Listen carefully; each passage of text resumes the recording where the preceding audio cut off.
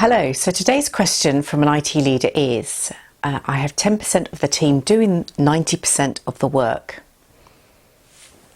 Okay. So when I read this question, I had a few thoughts immediately. Mm-hmm. Probably the main one really is, what do you mean? What exactly is the work you're talking about? What's the situation that you're in? I definitely had more questions than I had answers. Yes.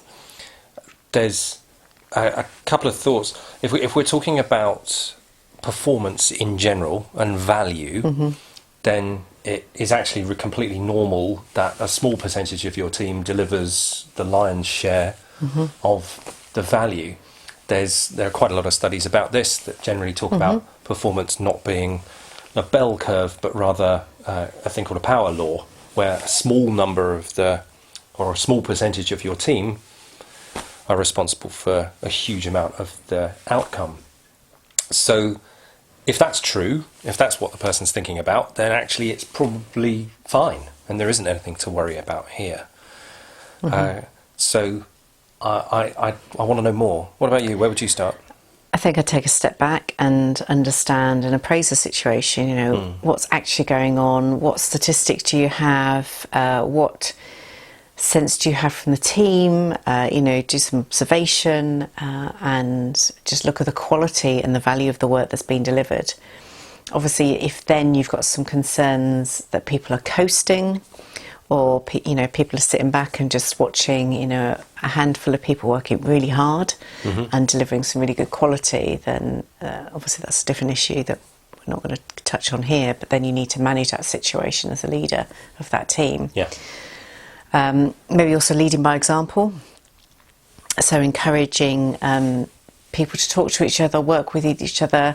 If you've got a couple of the team who are really excelling at something, so whether it's logging superb tickets accurately and timely, answering a customer call, whatever the situation is, then as a leader you can encourage people to share their knowledge as well. Yes.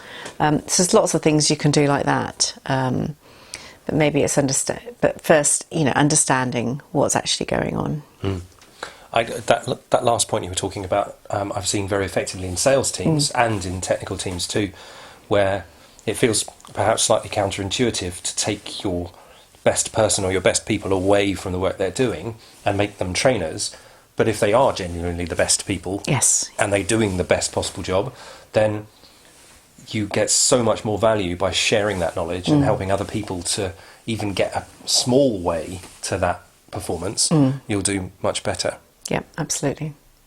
So I think broadly in context of the question, we haven't got the detail beneath, but I guess that's the point.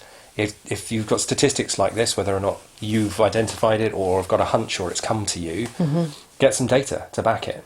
It could be that it's fine. It could be you've got some people that are coasting, in which case you're managing.